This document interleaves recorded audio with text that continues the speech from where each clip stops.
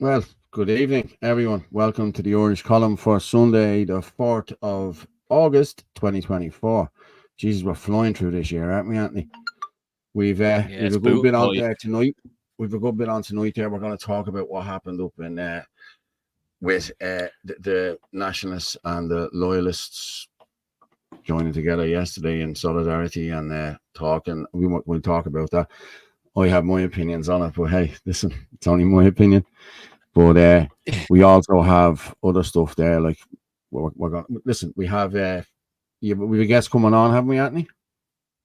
We do. Hopefully, we have Patrick McGreal coming on, and Patrick really is someone who was bringing an injunction against the local court offices about the mass immigration to their localities. Because it wasn't very democratic of them, and he believes that there's an issue in the Constitution that they're void, that they should not be doing this. It's against the law. So he's going to give an update. Okay, that's cool. Is your internet coming on and off there? Mine's a bit slow today as well, but yeah, we had another march in Dundalk today as well, but I'm just gonna run with this first video, right, of the Loyalists and the Nationalists, and we'll just go with this, and we'll come back and talk. These countries have had enough. They've had enough. Time to stand up. We will stand together for our children. For our children, we will stand together. This is an uprising. This is the uprising. We have had enough. We have had enough. This is an uprising. We have had enough. We will be controlled. This is an uprising. It's pretty strong scenes there, wasn't there, yesterday? Like, you know what I mean? I know you're back, Anthony, are you? Yeah, no, yeah. We're having a bit of an issue there. Hey, Anthony, is your sound all right? Can you hear me, Paul? I think it's on your I end. can hear you now. I can hear you.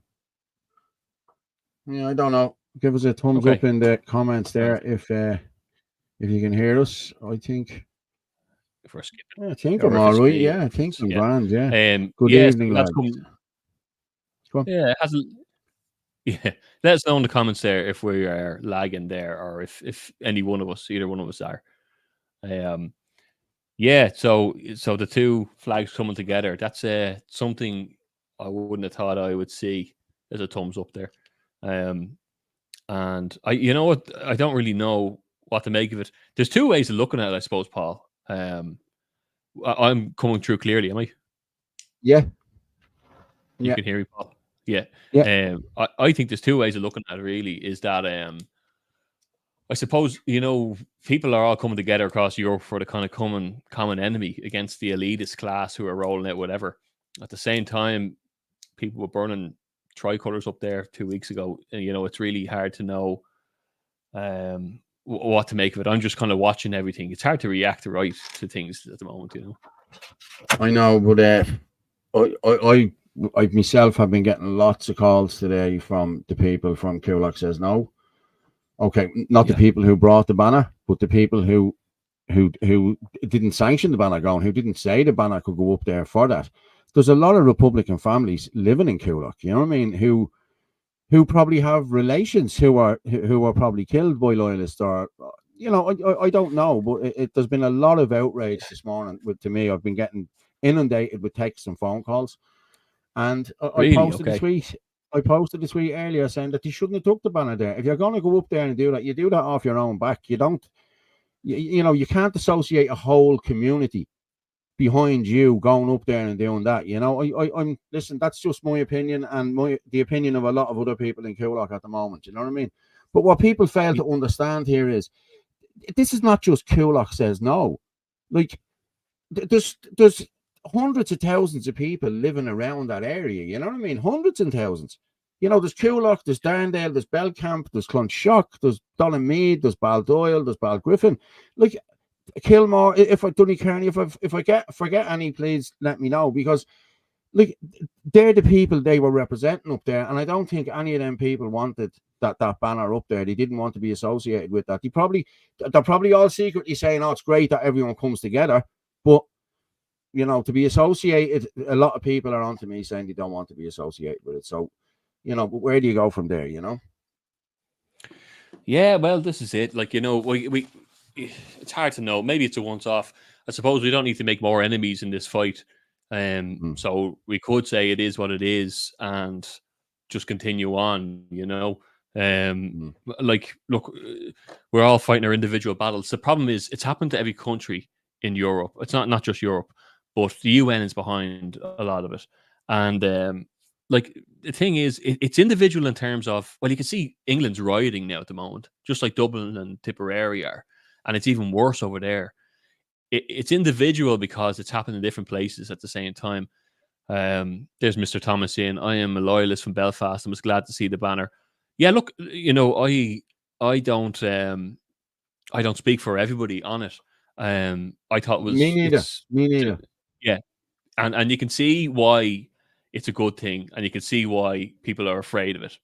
You can see the both sides of it, but the people do need to rise up, and we can take all the help we can get. At the same time, there's people unhappy, and they weren't sure. It happened very quickly, so look, we're all fighting this fight. We all have to fight this individually. Well. Exactly. You know, it is. It's we're all fighting illegal immigration.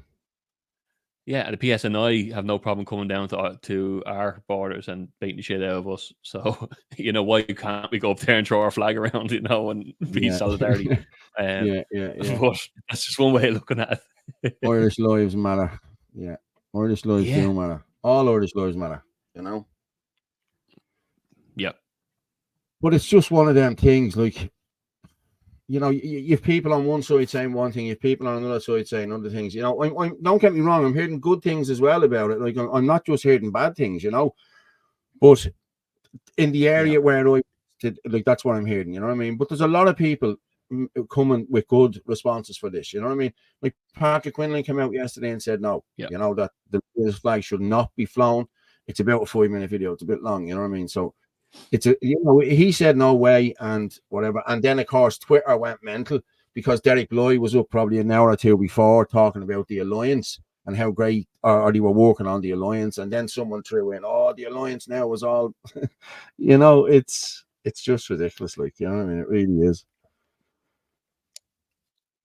Patrick McGreal came back to me. He said he's going to jump on around 10. So that's good. Cool, yeah. That's cool. Yeah. We can have a chat about how Patrick's getting on. Yeah, I believe Herman's going to join us as well. Herman's going to join us about 9:30 or 10. Yeah.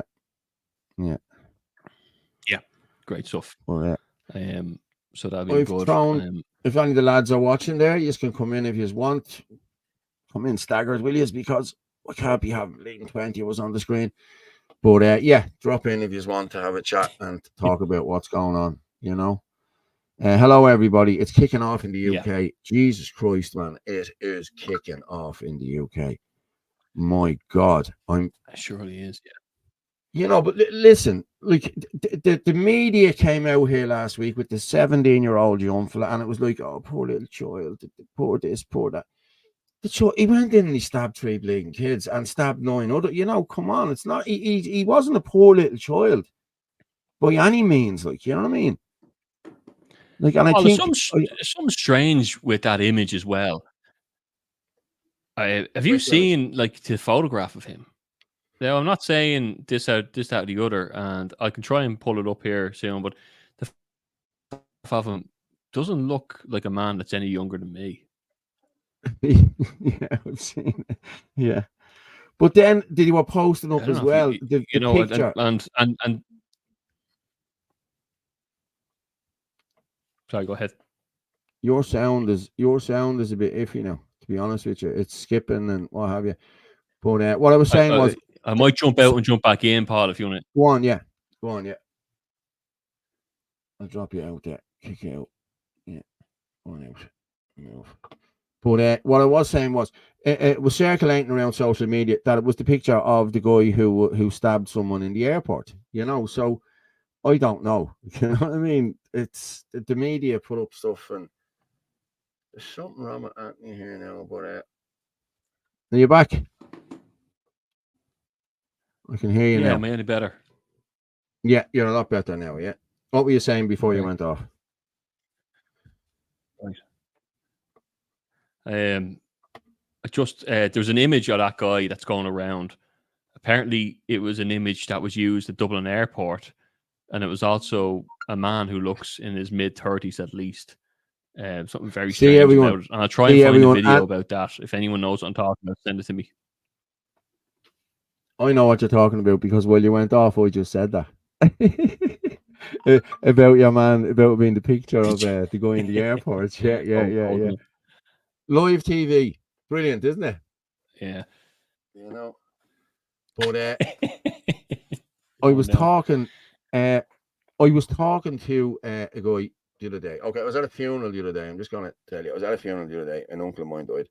And they couldn't bury him for 8 days or something like that because the priest told my dad that there was too many deaths in the area. Like, oh my God. Like, come on. That is just... If that doesn't send shockwaves through you, I don't know what's going to. You know what I mean? Paul, you said something about that earlier, and you know there was a conversation on Twitter, I believe it was, and there was a few people jumping in. There's an undertaker that you responded to, and he said we're ram-packed. We're ram-packed at the funeral home. This is the height of summer, traditionally a quiet time. Sadly, there are so many people calling and turning people away now because of simply have no capacity left.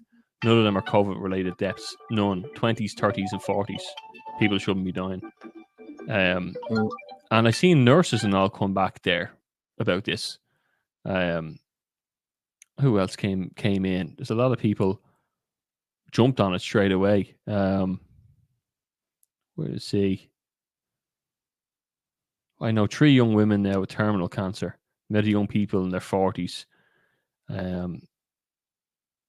There's definitely where that nurse must have took her thing down. Do you see that? There's a nurse that jumped in earlier. You're on mute, I think, Paul. Oh yeah, I'm just a sec. Yeah, jeez, we're like owl lads today.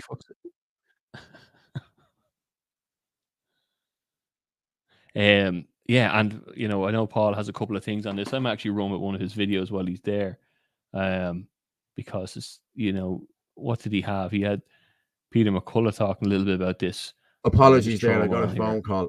An expose on vaccine ideology. Vaccine ideology says that human beings are inherently vulnerable, susceptible to infectious diseases. But the brilliance of mankind and science can improve upon God's creation by vaccination. So it's very much an arrogant hubris. And this started with smallpox. And what we learned through the 19th century and the smallpox vaccine, which is originally taking the lymph from cows or from horses, or even human to human, this got forced into people against their will. Parents got put in jail in the late 19th century if they didn't vaccinate their kids. Sounds like California. No, this really happened back then, the hubris.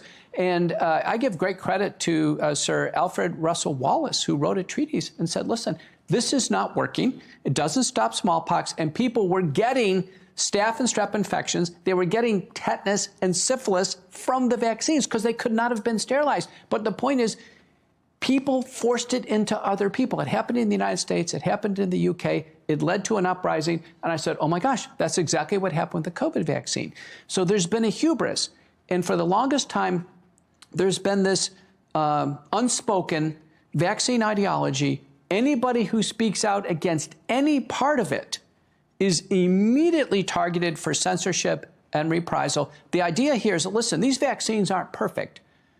But in order for them to work, everybody has to take them. And if some people are injured or worse, they have to take it for the team. Tell us. That's crazy, isn't it? Are we back up? Yeah, you're back up there, Anthony, are you? Oh, how you doing? Here's Mrs. Donahue.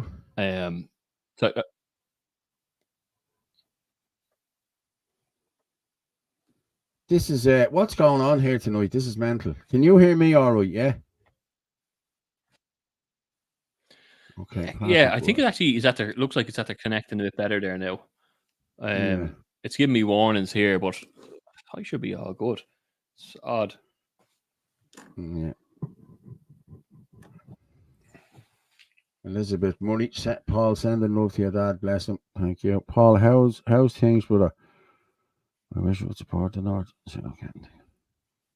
Paul, how's things, brother? I wish you would support the North and South getting together yesterday. It was very powerful. It looked very powerful. Honestly, it did. And there's the good part and the bad part, isn't it? You know, I don't know. I'd have to be. I don't know. I'd have to be. I'd have to talk about it and see more about it. Like, you know what I mean? There's a way to do it and a way not to do it. You know what I mean?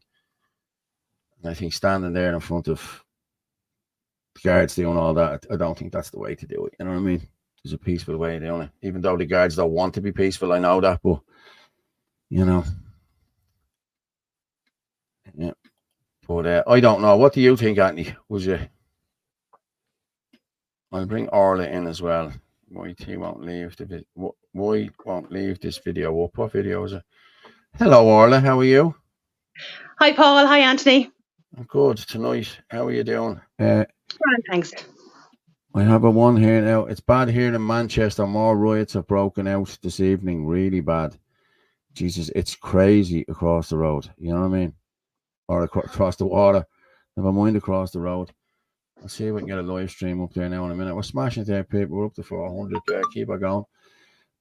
Dolores Cal at the start of COVID said it would take 3 years for people to start doing everything she said is correct.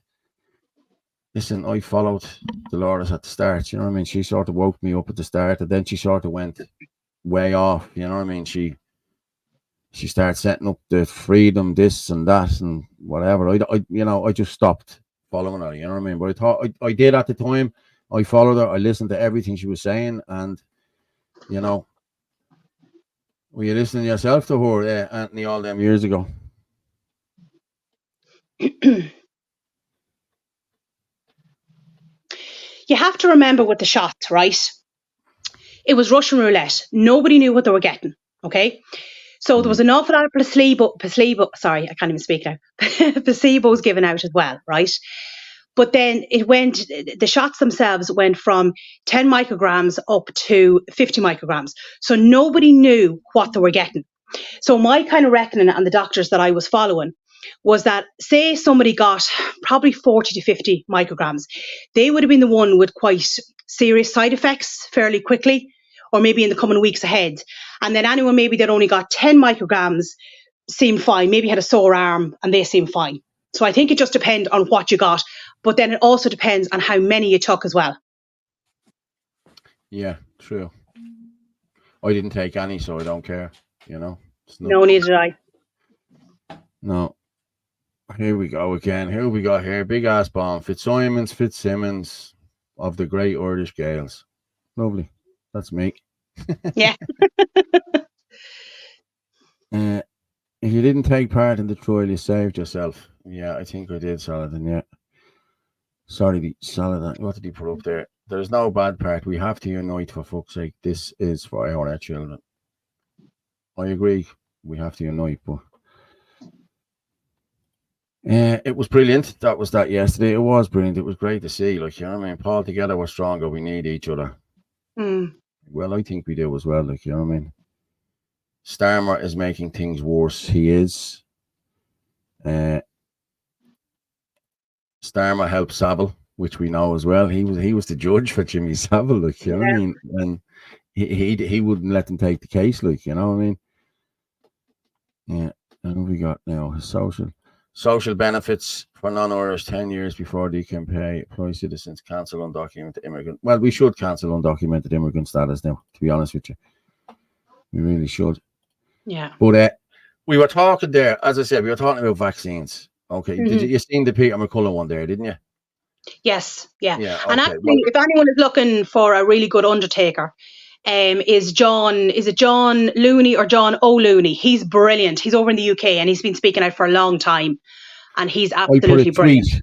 I put a tweet up today. I answered one of his tweets. Anthony was just saying it there, and his tweet was, "We are rampacked at the funeral home. This is in the height of summer, traditionally very quiet time. Sadly, there are so many people calling. I'm turning people away constantly now because I've simply no capacity left. None of them are COVID labeled deaths. None." So I posted up. Now, I posted up yesterday evening. Same here, John. I know somebody who died 8 days ago, only buried yesterday. In Ireland, you're buried after 2 to 3 days. My dad was told that so many people had died in the area that the church had no slots. Now, that has got 23,000 views on that. Yeah. So, But that's probably most places, Paul. We just don't know about it. Yeah, it is. It's everywhere. It's everywhere. And people are not. Why aren't people talking about this, Orla? Why? This is what gets me. Never mind, Paul, about people dying per se. It is not normal for people in their 20s and 30s to be dropping dead. That is not normal. If they have no, like, it's different if you had, we'll say heart failure or something wrong with you. But it is not normal for 20 and 30-year-olds to be just dropping dead. But yet it's now nearly normalised now for people to not think anything of it. It's madness. Yeah. It is crazy. Can you hear us now, Anthony? Everything good? Yeah, sorry, Paul. There you go. Now he's flying there now. I don't know what happened there. I had to go in. Oh, it was the internet. It was acting the bollocks there, but I think we're all good and back up and going now. Yeah, you weren't too bad, Anthony, because I was kind of watching the show while I was in the car, and you weren't that bad. I could hear you. Okay. Yeah. Well, I have a reset there now. Yeah. Not saying it's right if there's violence in England, but it is understandable.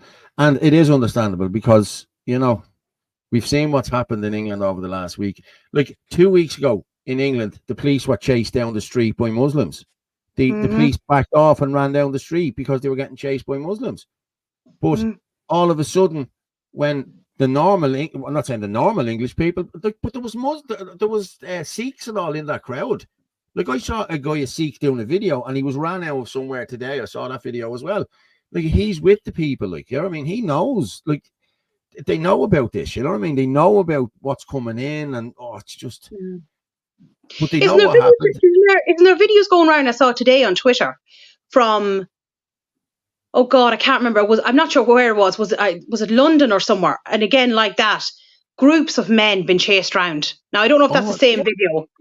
Yeah. Or a different video, but like groups of adult men, not young lads, adult men, been chased up and down. There was a video down there last night. A girl was live streaming, and 2 guys had got stabbed by 2 Muslims. They just ran up, stabbed them, and ran away. And the police held the line and didn't chase them. It beggars belief, like, you know what I mean? It really does. UK is burning. It sure is. Well, this is a part of it. It's not just the UK and Ireland. Like, there's a video here. It's only 10 seconds from Hamburg, but we're seeing videos from everywhere. Just play this.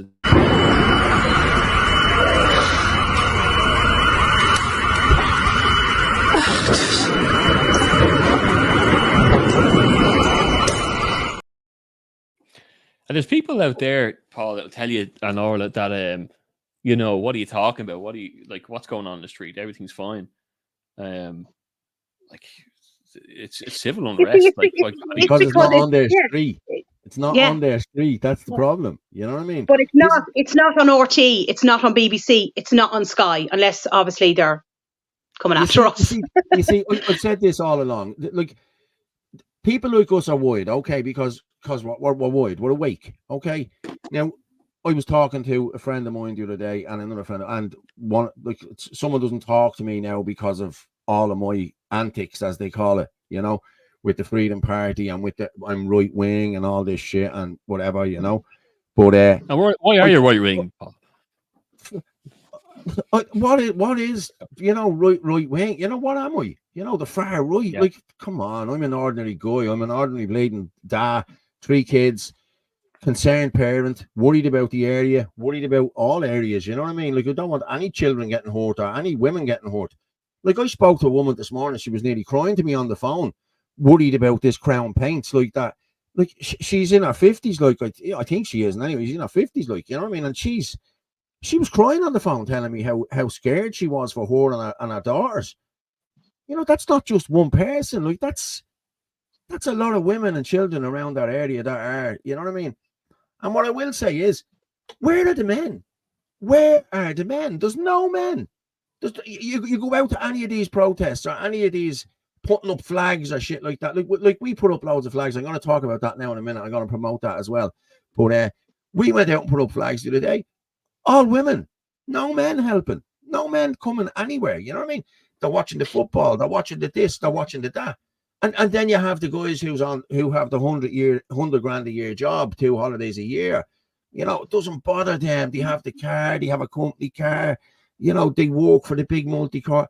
They don't care until they're putting one of their children in a white little fucking box. Then they'll know, then they'll care. And that's when it'll hit home for them people. We're scum to them because, you know, they don't see it on RTE. And then you see what happens in Coolock with the protests and they're throwing rocks and the Gardaí are doing this, but they don't see the Gardaí doing what they were doing. Yeah. You know what I mean? Only people that were watching my live or watching other lives that was on that day would have saw what actually happened. Yeah. RTE showed you nothing. RTE showed you a burning car up the road and it was a burning bin and a load of kids throwing rocks and guards ducking rocks. Yeah, come on. Mm-hmm. Yeah. You know, and then you've all the young lads and they're very busy up and down on their scooters. Yeah. Yeah. So-called right wing, common sense. Yeah, you're right. You're dead right. What do we say? We'd rather be far right than far wrong. Now you have it. And I'm never far wrong. Anyone who knows me will tell you that. I'm telling you now. Yeah. Well said, Paul. What was that? Oh, that must have been about the thing. Very true, Paul. Oh, yeah. Well said. We are all the men sitting at home. Yeah. But we're all in the same situation. We all have family members. We all have friends that they're either not seeing it or they're just so afraid of what's going on, they just won't open their eyes to what's going on. And we've all tried to talk to them, we've all tried to warn them, and they're not listening. No, and they just think you're mad. Yeah. But then again, they're going home in the evenings at 6 o'clock and turn on RTE News. Yeah. You know? Yeah. I'm just getting text there. Look, if it's not clear by now, RTE is not going to show you anything. The only gripe I had, I wish Glenn was on today. Glenn was being interviewed by what's it called? Was it Rebel News in Coolock, and they kind of asked him near the end, so where do you go to get the real news? And that was a perfect opportunity to say the Irish Column. You know, I mean, But yeah. But, that's what we'd have said, Anthony. That's what we'd have said. The real. That's what we would have said, you know, rip the t-shirt off and all. But yeah, look, like there is no what they're doing is crazy, and they're creating civil unrest, like Paddy was saying there. A lot of people are saying that they're stirring it up. I think that the creation of civil unrest is just a byproduct of this UN migration replacement idea, and to say that is something, you know, people think it's conspiratorial. But I sent around a UN document, an official UN document that anyone can find, and actually post it in the comments here, from 2000, the year 2000, about how mass immigration will replace and be the problem solver for aging and populations. I'll show you a small screen cut of it here. Yeah, I've seen it. I've read through a bit of it. Yeah. The population, and that's coming from the. Where do you say it's coming from? The UN. Yeah. UN. I'll just in the comments here. I'll go on to my YouTube here, for anyone who's watching on that, and I'll post it. But it's an official UN document. It's 177 pages long from year 2000. You know, I'm gonna find it now and I'll put it up so that everyone can have a read of it themselves in their own time. But not right now because there's an important show on now. But you'll get a look at it there in a while. Did I drop out again? It's not normal, for the places like Dundrum, to be bringing in nearly double the population of what is there. And like for people not to realise that that is serious, like that is not normal. Do you know what I mean? To be bringing in that these people are going to outnumber, you know, the locals by not 5 or 10, by probably 100 people. You know, that's madness. There's someone asking, are you related to Joe Fitzsimons, Paul? If you are, I'm related to you. I don't know, to be honest with you. There was 2 Fitzsimonses in East Wall. One was Stranny Fitzsimons, one was Harry Fitzsimons, and same name, different people altogether, you know what I mean? But we could be. Listen, we're all brothers. Let's be honest about it. Look at the rest of Europe. Hold on, what's this? Exactly. Where are all the so-called men? They're all sitting at home. It's about time to wake up to what it's going to take. The Great Reset. Yeah, they want unrest so they can bring in strict laws, curfew, lockdowns, and control, and digital currency. It's all boiling down to this. Chinese lockdown. But what does our old pal Klaus always be saying? That if a government in a country cannot control its population, that the best thing to do is to bring in a what? UN army. A one world government. One world government. Yeah, of course. That's it. Because I think that's exactly what they want. They want as much unrest as possible. And then they'll say, like, the government in that country can't cope, and this country can't cope, and this country can't cope. So what's the end solution? Let's bring in a one world government. And I think that's exactly what it's leading up to as well. I asked a friend, like these are all military age men coming in, okay? Yeah. And I asked, a friend of mine told me, he said, no, he said, that's bullshit. He said, because the UN couldn't organise a piss up in a brewery, he said. This was his words to me. And I don't know now, you know what I mean? I really don't know, you know what I mean? Where's all the women and children? Like, if I'm running away from war and taking my wife and kids with me, I don't give a shit. You know what I mean? I'm sorry. Paul, is there not somebody else you'd bring with you? Somebody very important that's 73 years old. Who? Your father. Your ma. Dad, Where is all the 60, 70, 80-year-old men? Where are all them? Yeah. There's none of them. Yeah. You see, if you look at it, if you look back on what happened in 2022 when the war started in Ukraine, the Ukrainians drove across 7 or 8 borders to get here in their jeeps with their kids and their dogs. They were fleeing war. They fled war. How were they able to stop and bring their wife, their kids, their dogs, and their cars and drive through 7 continents, where these poor lads had to track all the way from Somalia? I'm going to be honest with you, they look very nourished for people who have walked for fucking months.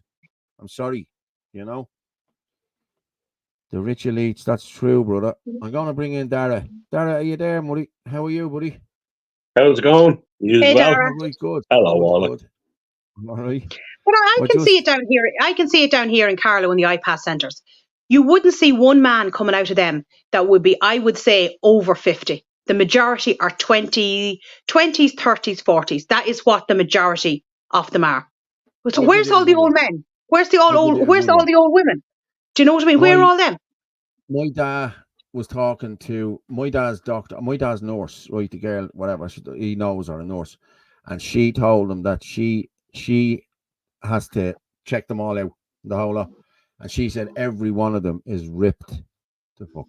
They're all ripped, you know what I mean? They're all fit as fiddles, you know what I mean? And I suppose they had to be walking for bleeding miles. They'd be able to have legs like Linford Christie, you know what I mean? Let's be honest. But they're all physically in pristine condition, like machines. This is what she said. Hey, the whole word's not mine. You know what I mean? And then you get the few mentalers all together. You have ones that can't walk, and you get a few of them. You know what I mean? They probably emptied out all the asylums and mental institutions as well. So that's what you're getting to. You know what I mean? And you recall, Paul, the final week of our lockdown. So how are you? We seen Simon Harris saying, "Oh, just stay at home for another week." And on the last 3 days of that week, we had pouring into us Ukrainians. And if you look it up, they only had a 40% uptake on the COVID jabs. Yeah. So they were not asked, nor did they have to take a COVID jab coming into our country. So the herd immunity was a load of bollocks. Yeah, you know. Was, yeah. If you look at any of them African countries, the likes of Gabon and Papua New Guinea and all of them, 3% vaccine rate. They're not even showing up on the chart. That's how bad they are. And a lot of them only had 20 and 25%. Yeah. Romania was the same. Romania had a very, very low take-up rate as well. How do you mean, Orla? Romania, they had a very low take-up rate on the shots as well. Oh, take-up rate. All right. Yeah.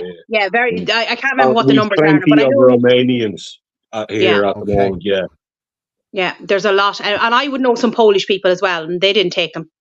What would your stance, from Paul Kelly here, what would your stance on the LGBTQ RST community? A lot of my friends tell me if the Irish Freedom Party got in, they will be targeted next. I want to see an end to this madness, but not if it's going to cost. Okay, well, you said it. It's madness. It is madness. It's an ideology that has rushed through the world, and kids are getting mutilated for nothing.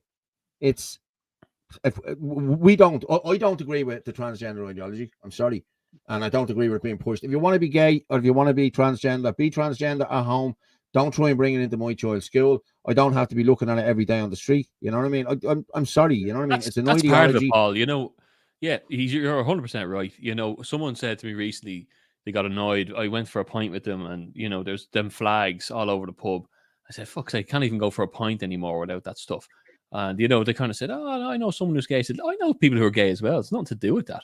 I said, "But why do I need to cross over a crosswalk that was painted in the 6-color rainbow to get here? Why do I have to sit under these banners to have a pint?" I was in the park yesterday in Carlow Town. They recently did it up, the council did, and it has a 6-color flag all over the park. And that's what costs money. It costs them 14 grand to paint that on the crosswalks. That's where our council is going. The council in Carlow won't allow TK Maxx and other companies going in because the rents are so high. And yet they throw their money away on these ideologies and these flags that are given to all the schools. My kid's school has the flag there. Like, it's absolutely ridiculous. And then you throw on top of that, Anthony, that they're only spending some 23 to 27% of the council budget. So you're talking now, the painting of that fucking flag of unicolors on the ground becomes a percentage of the 100% budget that a council has. Melissa O'Neill was explaining to us there that Ireland is just a grid of Europe, and that if, let's say, my town is 16,000, well, if you take another 4,000 illegal migrants, then you're into Brucey bonuses. Yeah, so we get more of a budget to spend in our county councils because we give 100% of our earnings of Ireland to Europe, and they only give us back 10%, plus they decide in Europe what our budget should be and what it is spent on. So unfortunately, all of these councillors are possibly finding that out very, very quickly. That's an interesting. Someone, James, there. How about taking your kids out of school and protest? Well, look, there's two things about that. I had a war with the school my son is in because a teacher told the kids that are 8 years old, I said this before, that they all should be vaccinated. And I took massive offense to that. And I said, I wrote an email to the school and I said, that's not on the curriculum. And that's a conversation we had at home, nothing to do with it. And by the way, here are the VAERS data on that vaccine for the first 3 months. They said, so we don't want to go down. And she replied, and the principal, that basically, what did she say? Something along the lines of vaccines are part of the new curriculum, this whole new curriculum bullshit. And so we'll exclude your kid if needs be. Now, that teacher got sick with COVID, of course, because the vaccine doesn't do fuck all except hurt you. But she came back in and told the 8-year-olds that it was their fault for the 8-year-olds who didn't get vaccinated. That's why she got sick. And that's a Carlow school. But on the 8-year-old children were told you're bold. Yes, you know, not that. Oh shit, I'm after getting this, and it didn't stop the vaccine like everyone said it would.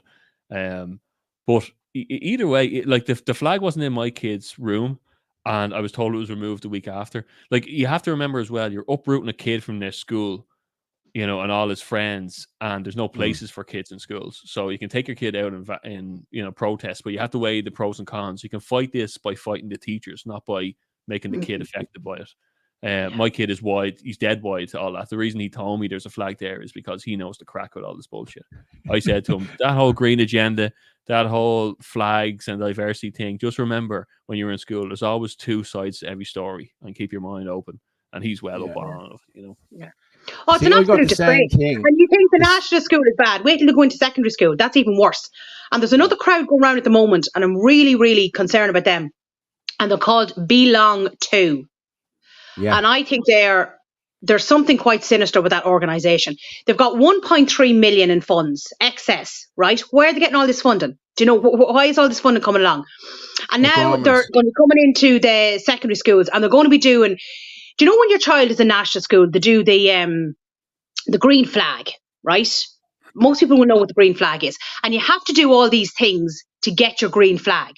Well, seemingly, if this Belong To comes into your school, and it comes in over a few weeks, you have to do all these things to get, I don't know whether there's a cert or whatever it is at the end. So what are the children going to have to do to get this? Do you know what I mean? Like, I find that actually very concerning. You know, it's not that they're in for one day, they're going to be in for weeks. Now, my school, or my daughter's school now, as far as I know, is not part of it at the moment. But there is a lot of schools in Ireland. But they are getting massive funding. And they're all to do with the trans and the whole lot as well. So I think they're one to definitely keep an eye on. You know, like as you were saying there, Paul, over that comment, nobody has a problem with gay people. Nobody has. And I think very few people probably even had a problem with trans people a few years ago. I doubt it. I know I didn't. No. But since things have changed and it's just been shoved constantly down your throat, like you're just sick of it. You're absolutely sick of it. I'm like, if you want to be trans, I don't care. Do you know what I mean? None of my business. I don't care. But stop shoving it down our necks. But I canvassed outside the church, and I canvassed 2 kids, like, because it was a public place and I was able to speak to them. And I said, look, this is for you guys to get a house, and God bless you. And I asked them, do you guys learn that stuff in school? And they said they do, and they don't like it. None of them liked it. Like 100%. So 60, 70 kids told me, we do not like this LGBTQ stuff. Yeah, but it's happening. And you know what? Do you know who's brilliant? The next time he's on to speak about this is Glenn, because he's got the real knowledge of it as well, and he's brilliant at talking about all this stuff. The hell with the WF talk about the blockers, but sorry, Anthony, but the blockers. I'm not an expert on that. I don't want to start shitting on about it. But that, I understand that if your child is told that it's to have puberty blockers by whomever in the school, that the only escalation route that a parent has is Tusla. No one else. That's it. It's Tusla or nobody else. So there's parents who have escalated this, and like, I'd love to hear those stories. You know. Yeah. And actually, another very concerning aspect of all that as well is, have any of you heard of another crowd of them called the furries? Yes. So these are the ones who are identifying as cats and dogs. So there's a very small amount of them, but my daughter in school used to go up the corridor and be barked at like a dog. Like, how do we get to this? I wonder how small that is, because I've heard of 2 schools and not even in Carlow Town where their kids go around as cats and the teachers are afraid to say anything to them. Like, have we lost all sense? And then you have 50% that seems of the population who are going along with this, like it's some kind of virtue signal kind of thing. Like, they're afraid. It's bizarre. Afraid of being called an ism or a phobe. That's what they're afraid of. And they're weak parents too. They're going to say, "Oh, I tell you, Paul, I'm losing patience for them. You know, usually we're trying to get through and wake these people up. I'm kind of if you're not awake now, like this, I think we're the ones that are asleep, right? And we're going to go to the shower, and Bobby Ewan will be in there. Just like, Oh, how are you, Bobby? Yeah, Didn't expect to see you there, Bobby. No. Yeah. But that comment there now, like that is 100% true. There is an awful lot of people in the gay community do not want to be associated with the trans community about what's been brought in. They are not happy with it. They're not happy about it, about coming after the kids and the whole ideology and all that. And that's true as well. And I think it's very important for them to be standing up as well. Here's a one now. None of us care the transgender thing. Joe Biden sent someone to Africa, offered 60 million to take the transgender laws. They refused. They're trying to take away our kids to turn into God knows what. The only people that could be transgender is a hermaphrodite, a super female, XXXX. You learn it in biology in school. And the percentage of that is 0.000, like it's nothing. So for the rest of the world to have a ram down their throat at such expense is a conspiracy. Yeah. You have an agenda with that. Yeah. And this is the same as the abortion thing where they took the biology book and they threw it out the window. Like life begins at conception. Biological life begins at conception. Biologically, scientifically, factually, logically, we all knew that. Every single doctor in the world knew that. And yet people voted it in because women's rights and feminism and, it's healthcare. It's like, hold on a second. People are trying to protect boys and girls in the womb here. We know it's a human life. So it's either murder or it's not. And scientifically, it is. And people got upset with me saying that. It's the same thing here. We're throwing away the textbook. We're putting in laws and bills based on the minority. You open the floodgates then. We should have learned that 5 or 6 years ago. Now we have abortion across the world is one of the leading causes of death. It's massive. There's more people die in the womb than outside the womb collectively worldwide now, they say. It's absolutely horrendous. Isn't it terrible that we're kind of starved of statistics? But what I did hear in the ether is that 40% of all pregnancies are being aborted. Yeah. Yep. Now, is that because they're being told that the fetus is abnormal? Like, we just don't have statistics.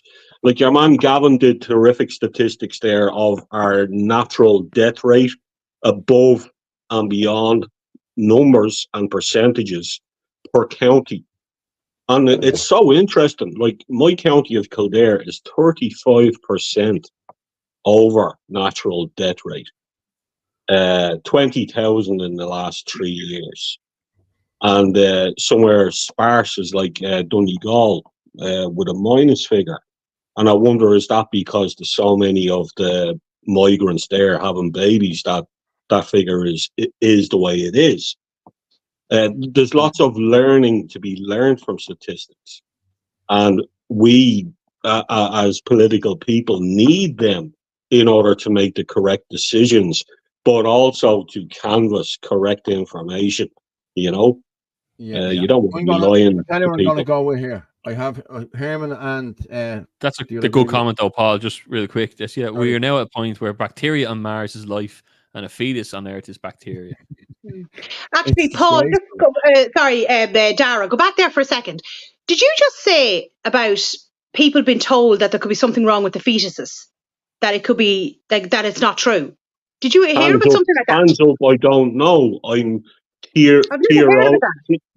I'm thinking that could be the case because the rate is so high. Now, I know the costs associated and all the rest of it in family planning is huge. However, for that sort of figure, there has to be something happening. Now, we know that we all have blood clots if we got the COVID jabs. So is it a case that the fetus is being damaged?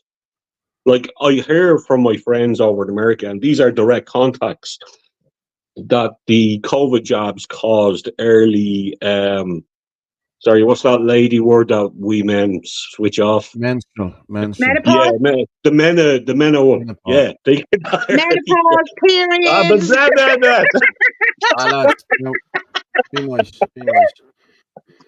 Be nice. But you know what I mean? That's happening way too early. Okay, yeah. I have Herman down there now. I'm going to bring him up now and let us know how he got on. You were in Dundalk today, Herman, weren't you? I was. I think I spoke very well. No, I was telling the crowd there that, where, you know what, it's very easy to get the microphone, shout, yeah, get the crowd going, be a bit of a rabble-rouser. But tonight I wanted to, someone told me this incredible idea that, you know, Herman, the microphone, it actually magnifies your voice. You don't have to shout in the microphone all the time. So I thought I wouldn't shout tonight. I would speak plainly and let the microphone increase the volume of my voice for the crowd, and I would state clearly what we want to achieve and how best we can achieve it. What our goals are, political goals are, what we need to do for the country, and how do we achieve that politically or electorally. So I was doing that. So I think I made the point that all the leftists were there with their Antifa flags, the guys there from Siru. Like they basically, look, there's very few of those people are actually from Dundalk. The vast majority are busting from, are far leftist nut jobs busting from Belfast. So we had Siru flag unfurled there tonight. You had all these Antifa, Pantifa types. You had all Palestinian flags everywhere. You know, it's just a hard left. But I was saying, look, their rampant racism, it was fully on display, has been for a long time. Because I said, look, why are these people so happy to say China belongs to the Chinese or Palestine belongs to the Palestinian? But once you say Ireland belongs to the Irish, oh, that's terrible, you can't say that. So the very people who shout Palestine belongs to the Palestinians say you're not allowed to say. Actually, we had a local councillor here beside RD in County Louth saying about he claimed it was somebody, I believe it was themselves, who put up graffiti on the wall, Ireland belongs to the Irish, and it was both Pierce McGill, local councillor, Sinn Féin councillor, and I believe Mary Lou, both said that this idea that Ireland belongs to the Irish was vile. And of course, that's from Padraig Pearse. But the thing is, Ireland does belong to the Irish. Who else would it belong to? And it's just rampant hibernophobia or oikophobia that would lead people to say that, yeah, all people, every people in the world have the right to determine their own future democratically, etc. Everybody except the Irish people. That's blatant racism. But it was a good turnout there tonight. Maybe not as many as last week, but we're also in the holiday season and stuff like that. And I would also say to the organizers, like, it's not good to go to the well every too often. Like, to ask people to come out in numbers. If you like, people come from around the place as well, and it's not good to ask them to come every week because they got busy lives and their kids are off on holiday at the minute and need to be taken to the beach, etc. But actually, Niall O'Hara, who's from County Down, from the North Comes Strength, he spoke there tonight as well, and he spoke really well. And he basically said, look, Irish men have to find their balls. That they put it bluntly. I'm going to play a video there, yeah.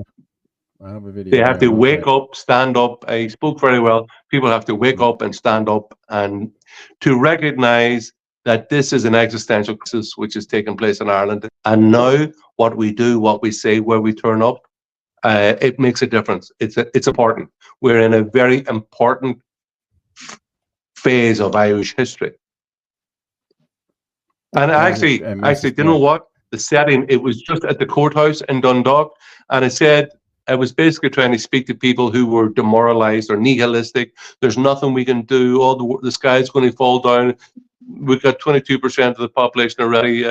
Crime will continue to happen. I says, look, just right behind you there. I basically give the example. In 1910, 10 men and a dog standing, like, I'll set the scenario. So right outside the courthouse in Dundalk there tonight is a statue, Maiden of Erin. It was paid for by Irish volunteers who bought a small patch of land, right? They put a statue to the Maid of Erin, and when they were announcing the kingship of King George V by the Sheriff of County Louth in May 1910, that as the whole town of Dundalk was very pro-British, they were very pro-British, and there was a huge British Army garrison and a huge contingent of RAC, as they all started to shout out or sing, God Save the King. These 10 men Now, the dog wasn't singing, I presume, but 10 men held up an Irish flag and sang God Save Ireland. And at that time, when you have 10 men against the mass ranks of a whole town and thousands of people, many soldiers on horseback and all armed to their teeth, part of the biggest empire, military empire in world history, they must have thought, oh my God, we've got no chance at all. The 10 men and a dog have no chance at all against the might of the British Empire. But within 6 years, they had an armed rebellion in Ireland, and within 12 years, they had what was the beginning of an Irish free, I wouldn't say it was an Irish republic, but the beginnings of an Irish free state. They had the beginnings of a statelet, a 26 county state, which is a huge improvement from where they were in 1910.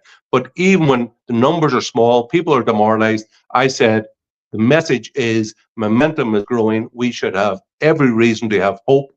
And now is the time to get our shoulder to the wheel, because we can change Ireland for the better if we are brave and if we do what is necessary to get our country back on track. Yeah, we'll just see a message there. What's the best course of action if these protests aren't working, Herman? I think it's that. Get up, get out, get leaflets, hand them around to everybody you'll meet, tell them to get registered and tell them come election time to make their voices heard kick the establishment in the ballot box at election time. And I like, that's one of the things I said. We don't want to be outside the door all the time shouting, protesting. What we want is political change to change the politicians. And we don't want to be outside protesting. We want to be inside the door with TDs. And actually, as we're talking about the door, a guy once taught me a ditty when I was a kid. And it was, De Valera had a cat, he took it to the doll, and every time he pulled its tail, it shouted, Fianna Fáil. There we go. Always has to be mature. There's a lot of people out there that are kind of 35, 40, and they're like, I never voted. With the idea that the government always gets in, pardon the pun. But it is those people that we need to crack the nut of. Yeah. They don't vote because they've never had hope. They've never had hope of a proper candidate that they truly believed in was actually going to be in government. And here now you have them. You have the people standing up who are not fucking politicians. Not by trade. None of us are. We're all that's definitely me. We're all normal people, well educated. Paul Fitzsimon's normal.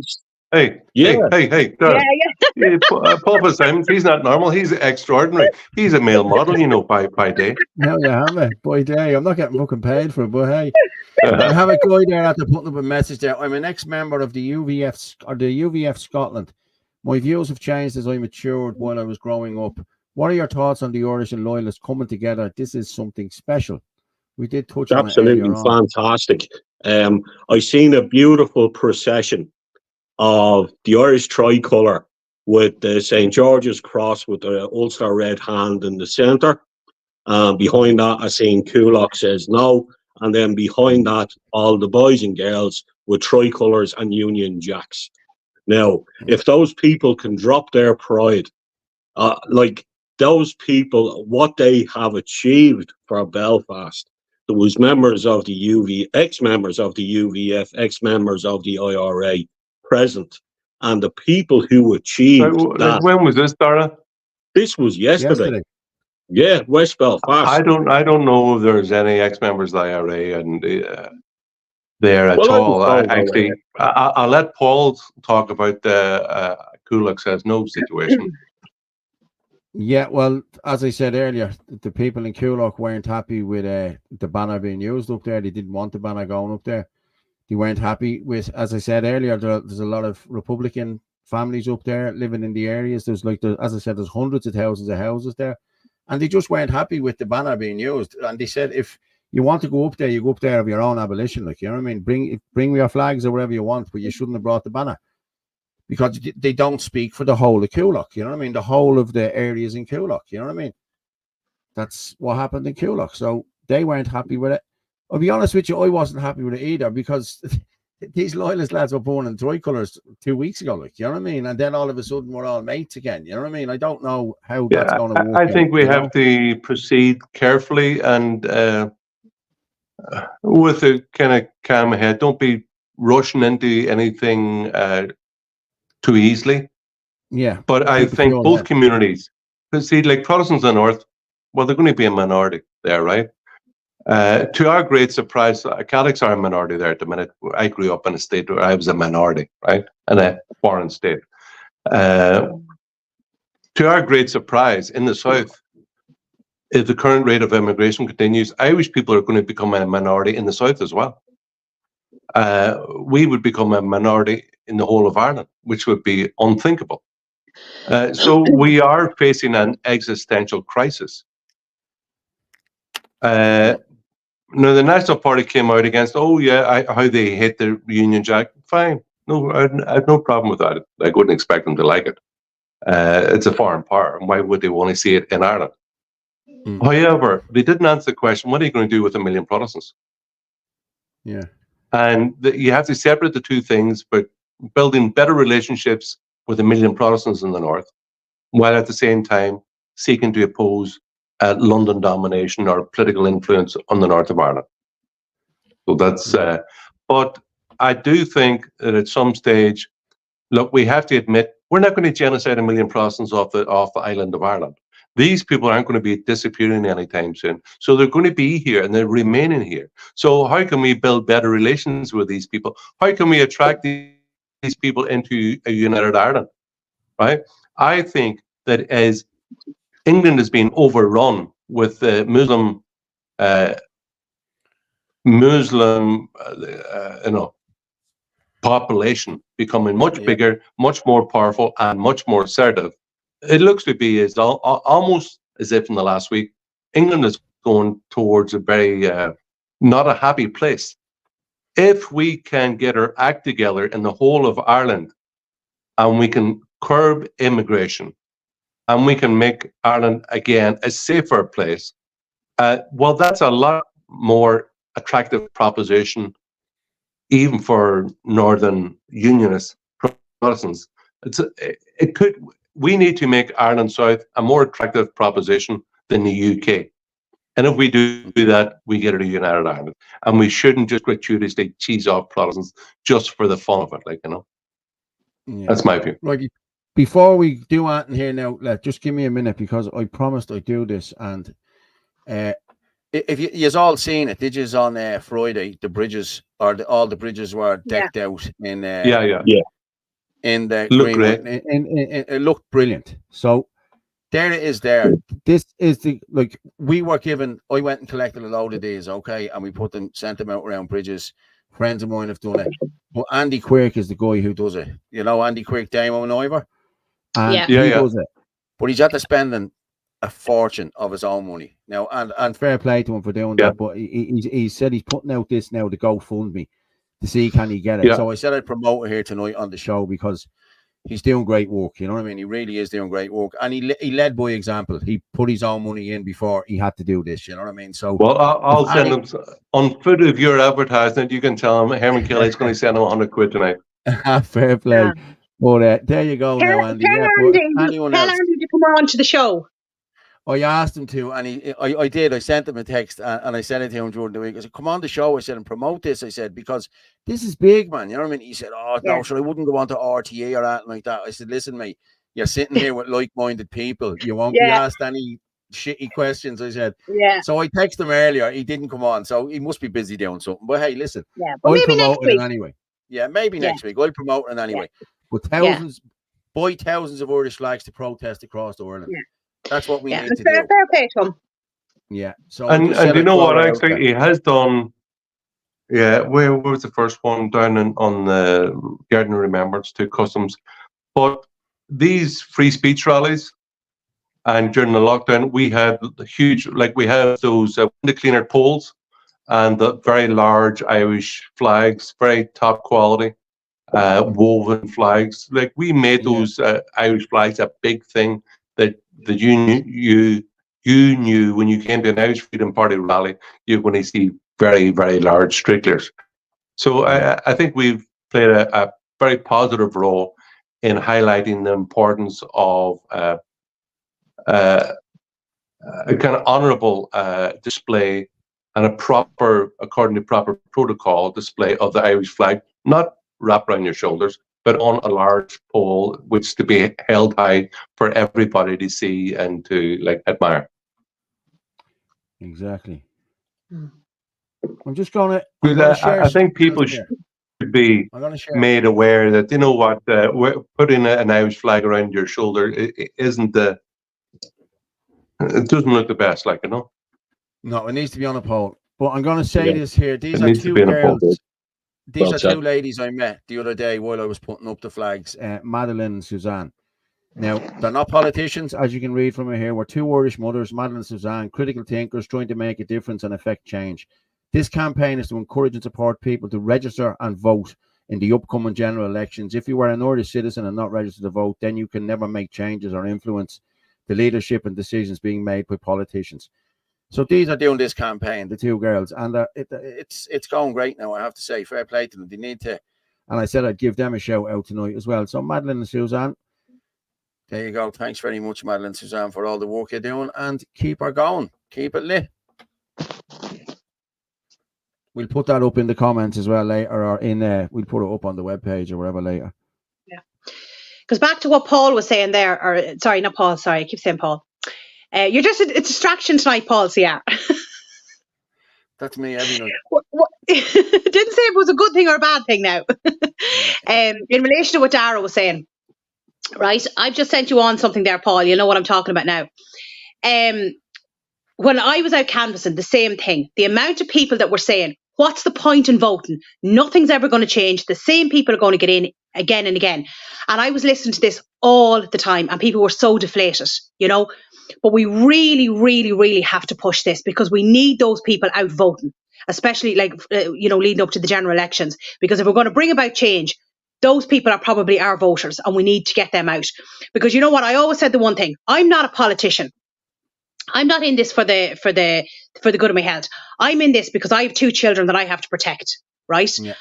And I can't be bought. And I can't be corrupted. And that is why I'm doing what I do. And that is the difference between us and who is in government at the moment. Because they're all bought, they're all paid for. We are not. And we will not sell out Ireland, and we will not sell out our country, our people either. And we just need people to realise that we are different. And I always say the same thing over and over again. The way we show we're different is to show that we genuinely care about people, and we will put them first. It's as simple as that. Yeah, because there's a big difference. And all the big thing with that as well is I actually think I have this fear that this is our last big chance at this. You know, like that government's elect 13 years ago. The locals are every 5 years. Laws are coming in, bills are coming in. You know, you can't say boo on social media, and that's going to be soon.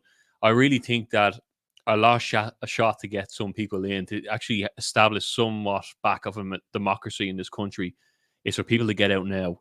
Like, forget about the, voting won't do anything. Just get out and do it once then. Because, if you're not voting, as far as I'm concerned, you can't complain about it. Exactly. So, do your own little bit. People are courageous enough to stand up and fight for their communities. So you do your bit by taking 10 minutes and going down to your local school and just hitting the mark on it and see what happens. And fair enough if it doesn't come of it, but at least you've done your bit. So I think you're dead right in that regard. But I do think that otherwise we're losing grip, and we're going to lose it faster. Then, we don't know what New Ireland is going to be. Jesus, there's a lot of people. Well, given the 22%, according to official figures, 22% of the population are non-national. It's huge. We've moved from 12% to 22% in 5 years. That rate of change is phenomenal.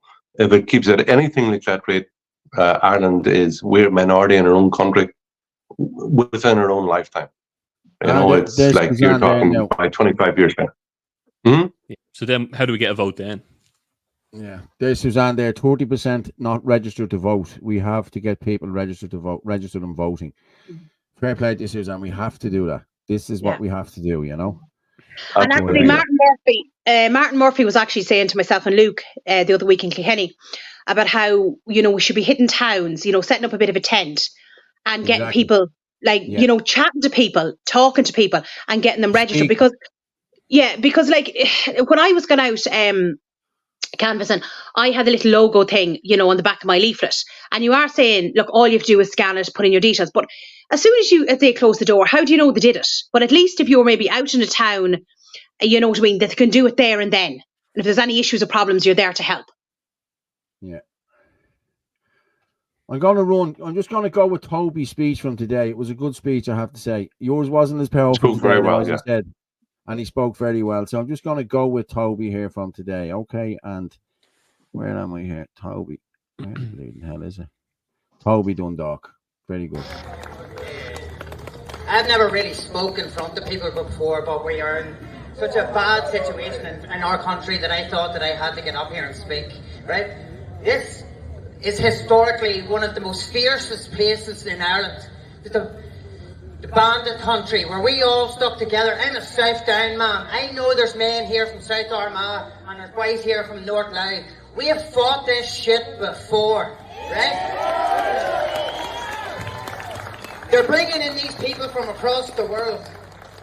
We don't know who they are, and if you say anything bad, you're a racist, you're a fascist, and every other fucking ism that they want to give to you.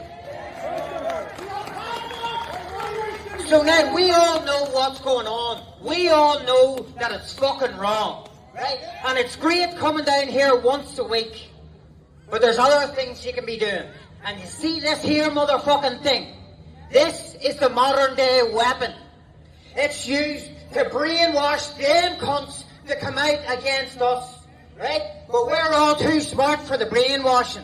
And in our hand, you go and you get a Twitter account, or X as it's called, and you post and you say, and you get everybody on our fucking side. I've been doing this for 2 years. I stood in Cork, I stood in Galway, and I stood in East Wall. And now today, I stand in Dundalk with many people. We're not backing down. I went to Sinn Féin, and they called me a racist. And then they started saying I was a loyalist.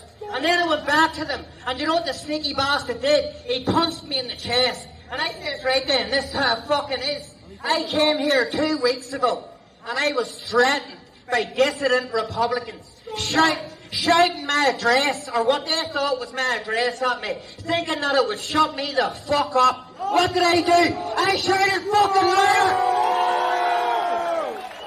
Now they're standing over there unfurling fucking banners, standing with foreigners, flying Palestinian flags. We know what they're like there, and they'll say Palestinian for the Palestinians. But if we say Ireland for the Irish, which them cunts have been saying for years, we're the bad guys. Well, no fucking more. 2024 is the year of courage. Everybody find your balls. Go to your mates and tell them to find their balls. The fight is on. The fight is on. Ireland for the Irish. Fuck every one of them. Thank you, Tom. Good speech. You got the crowd going all right, I tell you. He's a very nice guy now. Very, very nice guy. Very sincere. And he's taken a lot of abuse from you know what? It's not that you're hated by your enemies. It's that those who you would expect to be your friends would stab you in the back and lying about you. He's had a bit of aggro of people, but I can tell you that Niall is a very, very nice guy, very sincere, and loves his country, and that's all he wants, the best. And he's not long at it. He woke up a number of years ago. He's only been at it 2 years, but you know what? Yeah. He's done a lot of good in a short period of time in the last 2 years. He has. I like Toby now, and he doesn't do that many spaces anymore. Like, you know what I mean? But then sometimes you go on them and you get a bit of stick, and you know yourself how they go. You know what I mean? You could end up back in spaces. You must get a lot of jealousy, Paul. But you have fucker screen saving stuff and then stitching them together, and then Fitzy loves Muslims. You'd seen that one from that gobshite Squiggy or whatever his name is. What an arsehole. Yeah. And anyone I've seen that a picture of knows Squiddy or whatever. He's an old, sad, old 50-year-old man. Oh, You think you think the way he writes, he's some spotty 18-year-old living under his mammy's basement, living in his mammy's basement. He's a pathetic 50-year-old man, like with short hair, and just like, grow up, you fucking, like, going around with an anonymous account, posting crap about people. Like, it's just, grow up, you card. Have you like noticed? Do you know what? We should just ignore them. They're just pathetic cards. We use their name, use their face, and speak clearly what this country needs. That's all we're doing. Yeah. But have you noticed it's only IFP that he targets? Honestly, like, it's only me or you, or the other night me and him had a little bit of a spat on Twitter, you know, and he was just annoying me. We just kept laughing at him, sending him smiley faces, you know, and he kept telling me I was a Jew, or I was a this, or I was a that. Yeah, whatever, like, you know what I mean? And then I just got comment in there. Look, these guys are twisted, and the worst thing about them is their cards. They only shitpost under anonymous names, anonymous images. They don't use their name and their face. People like that are pathetic. If you're not willing to put your name and your face to what you say, you should shut up. If you're not proud of it, don't say it. I think he just really loves you, Paul. I think he just really likes you. That's what it's about. He finds it difficult to admit it. So what's the not You're to like love? a 0. You think he's got a crush on him? No. Well, what did they say? What did they say, like, about what is it, like, if a lad likes you, he treats you mean? There you go now. That's girls. But same difference, yeah. There is a lot of that, though. There's a lot of the minute I announced I was running the local elections, I got these comments, and I had already a TikTok profile that had a few thousand on it or whatever like that, and none of that ever happened. And I would have been vocal enough about my stance on things, but the minute I said I was running, I got these same kind of guys who've rotated, and I've seen them on Herman's posts as well. Same names, no followers, no friends, blank, you know, appeared out of nowhere, and that just chased us around a little bit. But when you call them out, I often say, look, I have a podcast or we have a show there. If you want to come on, show your face and find out who, you know, has something behind what they're saying, let's do that, you know, if you're that passionate about it. But they never take the bait. No. That's the thing about this anonymous online posting. People, if you're not willing to put your name in your face there, really, you shouldn't be saying it. It's simple as that. And you know what? And the same guys who do all this anti-IFP, and there's a lot of Shinner bots who do the same. They're all talking about the heroes of 1916 blood sacrifice. These guys won't even put their name in their face to what they say. They're pathetic. They're absolutely pathetic. Yeah. I don't worry about them at all. And they make all types of name calling and threats. I couldn't care less. Yeah. Just have Suzanne there again at the posting in there. We'll help them by phone or Zoom. That's to do the vote. The voting, yeah. That's what that's for there. So we need to get out into the communities. Yeah, we do. Yeah, I think that's really good. And then you're talking to people as well. They're getting to actually meet you. Do you know what I mean? Which I think is very important. And I'll throw up air one there as well. There you go. Every there you go, voice Herman. Every voice has power. Fine job. Fine job. That fine job, yeah. Our land, our laws in our lifetime. Yeah. Get in there, IFP. Yeah, I like that. Yeah, it's really good. You know what? The image, like, it's covered over with the register to vote sign there, but actually that photograph is taken by a early member from County Clare, Irish, who grew up for a while in South Africa, came back to Ireland, lived in Clare, but fantastic photographer, and sent us many beautiful images of Ireland. And it was herself who came up with that, our land, our laws, and our lifetime, which is beautiful alliteration with a very, very clear and easy to understand message. So it's for me, it's perfect communication. Yeah, our it land, is. Yeah. You know what it brings up? You know, I had a conversation today with my father. We live out in McGaney. It's a rural part of South Kildare, and the land behind him, the farmer told him in the garage during the week, it's being sold. Traditionally, it was baled, and cattle were in it. But it's going to be sold, and it's going to be PVs, so electric panels are going to be covered over in the land. So he sold it off. And we got into talking about the Irish Farmers Association, how they've gone so quiet lately. And I've been hearing a lot about this land being sold off for panels and stuff.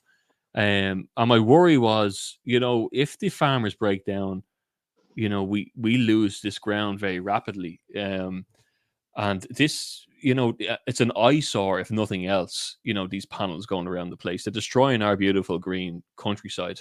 I know they're getting incentivized to slaughter the cows for 5,000 or to, do whatever. They're obviously making offers on land now as well.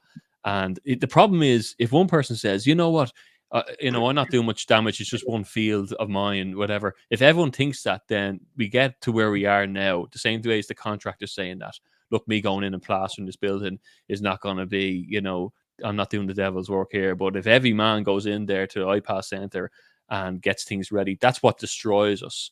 And that's why they should be called out in it. So I would hope that that the farmers are still holding strong. I'm not saying they're not, but I would hope that they will still hold strong on their land, because what are we proud of when we think of Ireland? What do people think of? They think of our dairy. They think of the goodness in our beef, our food, our greenery. We're in that northern part of the hemisphere where we can have that diverse climate, and it keeps Ireland beautiful. We certainly don't want to be looking at PV panels around our houses. That's horrible, and it's that green agenda again seeping in, and the money getting paid. We need to stand strong. Everyone needs to stand strong in that regard. And that's going on over in America. Like Bill Gates and all that is buying up millions and millions and millions of acres of land over in the States as well. Like, do you know what I mean? Yeah, but it's the government here that's incentivizing. As we found out not that long ago in the famine, land and food is where it's at. Like, you can never get too far away from the basics of life. And it is, as Anthony points out there, very important that farmers keep control of it as arable land as much as possible, and certainly not turn into, because not only are these photovoltaic panels very inefficient and very expensive, but they're also highly pollutant. So ultimately, where the Greens always talk about sustainability, it's not sustainable that we take all our energy from photovoltaic panels. They're highly polluting, and extremely inefficient. So, I think ultimately our Irish Freedom Party energy policy of objecting in toto to this fear of carbon dioxide as the basis of climate alarmism, and that we need to open up quickly a re-exploration we give out licenses as quickly as possible for the reopening of exploration for oil and gas off our coast, and for the peat power stations that we have in the mainlands should be opened up again, and that long term we should examine to oppose carbon tax, which is unnecessary and makes our energy more expensive.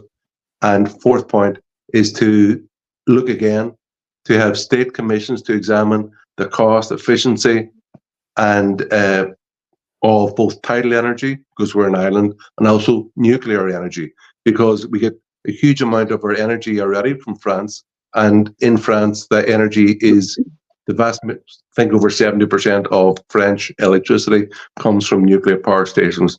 So why can't we look at it doing the same in Ireland? At least examine and discuss the topic. I think we should address what comment came in. I 100% agree. Did you see that coming in? And I think people get caught up on this so much. And we've clarified this so many times. And maybe we need to do a post about it. My wife is a foreigner, so should she leave? I'm guessing that means she. And we've said this so many times that immigration is a different terminology. It's a different even meaning to what it is now. Mass, uncontrolled, reckless immigration from people with no documentation is not the same as the Polish or Romanian family living beside you, who've contributed to society. There's immigration in every country and always has been. And nobody was out, and we haven't been out, kicking down doors, knocking on people's doors, waving flags about that 10 years ago. And people need to see the sense in that. We're not like extreme racists or anything like that. It's completely the opposite. And even most of our backing has been Eastern European families who support the Irish Freedom Party, because Yeah, they know that's that. it. They know that it's not. We're not trying to put people on a boat and get rid of them. You know, everyone who's living beside you. The idea is that there's people coming from dangerous parts of the world. We know they're dangerous because statistically the crime rates are dangerous. They're coming in here, they're destroying their documentation. That's not a conspiracy. We know that. That's over 80% of them are doing it. Yeah. And our crime is at a 10-year high because of this. Places like Albania, who across the world, I think they are the highest population of crime, or highest statistics of crime. So like we really need to iron that out. And we don't have to respond to every single person saying it. And we've said that over time and time again. So, well, I've said that. I was talking to you the other night. Do you remember me and you? I was talking to you the other night about this. I gave a cousin of mine a lift home the other night. We were coming home from the funeral, and she was in the back of the car, and she told me, "Oh, I do watch your show. Yeah, blah blah blah. This would be great, blah blah blah." And she said, "But Paul, I have to be careful." She said, "Because like my husband's a foreigner and my kids are." I said, that's not what we're all about here. I said, and I explained it to her what we were all about, that it was only illegal immigration. It was people coming in with no passports. It was people coming in who were raping people and doing, like, these people are not coming in here. They're not doctors and nurses. And even the ones that are doctors and nurses, if you look on the register now of claims gone in against hospitals and surgeries in this country, 85% of them are foreign doctors. Yeah. You know, so are we, look, obviously we're not bringing in the best of the best. You know what I mean? Amazon and Google and Facebook are bringing in the best of the best for them, but we're not getting the best of the best. The best of the best is on the street. This is extreme Islamic part is very dangerous. You know, this machete wielding, killing for my religion kind of thing. You know, this element has played in society, and we're seeing this in London, and the place is on fire. We're seeing it all across Europe. The places are on fire. We have to be very careful about this, you know, because it's a scary thing. Like there's attempted abduction yesterday in Ireland, you know, and this is more and more over and over again. And you know, if this creeps in, the Irish Independent said a few years ago, if Muslims are the majority, Sharia law must be considered. That's a crazy thing to say in an Ireland such as Ireland. Like Ireland belongs to the Irish. The Constitution says it itself. You know, the people, you know, it's already done. We get to make the laws. But, you know, it's a whole different world if that takes place. And we don't want to see that. No. People who have child brides who don't let their women show their faces and who are willing to hurt others in the name of their religion. It's a scary thing. You have honor killings. In Islam, you have female genital mutilation. You can say that a woman is worth a fraction of what a man is legally.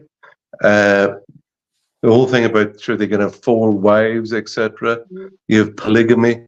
Like they have a book which 109 times in the Quran it admonishes violence towards non-believers, non-Muslim believers.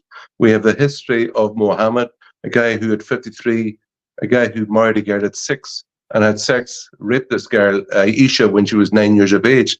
Like, so for them, their perfect man is like he's like a psychopath warlord crossed with a pedophile. This guy, the history, if you look up say any videos of online of a guy called Bill Warner, Warner, when you look at the history of Islam from its very beginning, it is built on violence. Its unique selling point, which is contributed to the rest of the world, is simply violence. It's not about love and peace and all that. It is about war. It's about submission, about then dominating our culture. It is every culture with which it comes into contact. It has friction and violence. And you know what? We should stop being naive and start being realistic and saying this culture is not compatible. It's not safe in Ireland. And really, we don't want that culture here. And they remember as well, they're going to come after the gay community as well. Like we see how they're treated over there. You know? Yeah. There's a clip there, Paul, if you don't mind, we'll go with it. It's only 2 minutes long. I think it's a talk show of someone asking a Muslim woman what she thinks, how the logic makes sense of it. I'll just play it. Well, Hamza, why do you cover your face like that? I cover my face out of my own choice. I choose to cover it, and partly because I'm a Muslim, and being a Muslim, our Creator in the Quran does say to cover yourselves in a modest way, and I feel, I believe, covering your face is part of dressing modestly to avoid attraction when you go out. So, the danger is I might be attracted to you. Absolutely. Well, that's quite interesting, isn't it? The fact, though, is that the burqa is a burning example of an ever-going third-class treatment of women in ultra-conservative Islam. It's bogus to claim it was meant for women to protect themselves from men. In truth, it was meant for men to protect what they considered their property from other men. So is there a danger that males in the audience are attracted to every female in this studio's face who's here? Are they putting themselves in some kind of a... Not necessarily every female face, but yeah, it could stir some sort of... Passions? Yes, absolutely. Why would it not stir passions in a woman to see a man's face? Well... Her speechlessness says it all. Islam is a misogynistic religion developed and encouraged by a patriarchal society. If it's about equality, and you feel a sense of liberation, don't you? Why should men not be required to cover their faces too? It's a good point, but I wouldn't question that. If this is how I understand that the scholars have said, then I would do it. And it's God's will? It's God's will. And if you out of your free will choose to be a Muslim, then that's part and parcel of it. And you're closer to the Prophet, you feel? Absolutely. You emulate the Prophet's life. Yeah. The issue is most Europeans feel deeply uncomfortable seeing a woman covered from head to toe, as it reminds us of the oppression women used to face in Europe, something we have worked very hard to fix in recent decades.